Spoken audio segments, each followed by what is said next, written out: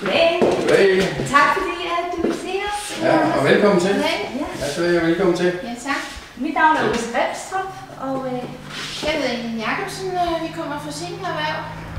For virksomheden er et af vores nøgleord gratis. Det er gratis at bruge os. Det er gratis at søge på vores database med alle CV'erne.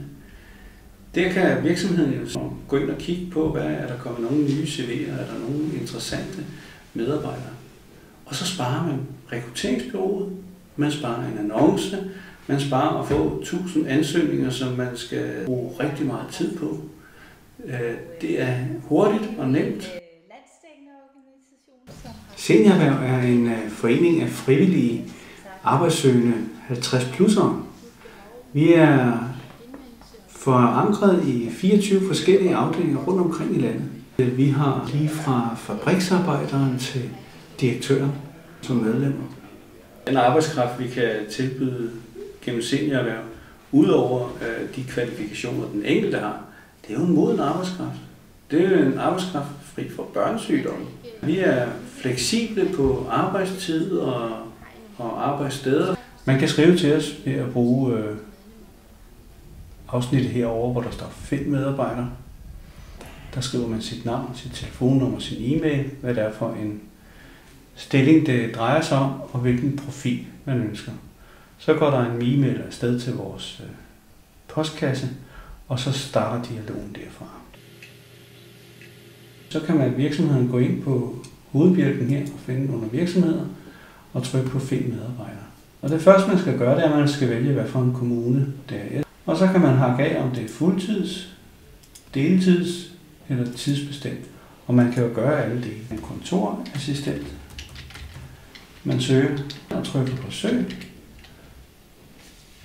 Og så kan man gå ned og finde en medarbejder. Og så kan man trykke på medarbejdere.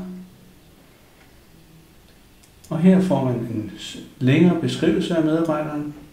Når man trykker på kontakt, så kommer yderligere skrivefelter frem.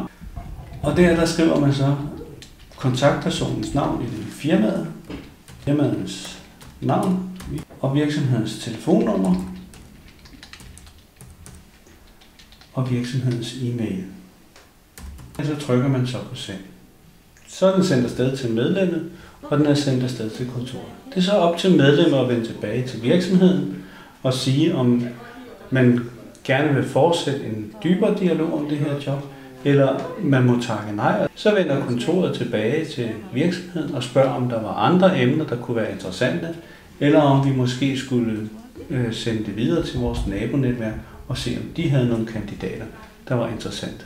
Udover at søge en decideret jobfunktion, så kan man gå ned i kategorierne og kan igen vælge ud blandt alle de her kompetente medarbejdere og finde den medarbejder, man har behov for at få kontakt til. Når man er over 50, jamen, så har man jo ikke mange år tilbage på arbejdsmarkedet. Jo, det har vi. Hvem havde dog forestillet sig, at man skulle stoppe som 60-årig? Hvorfor ikke fortsætte til man er 70?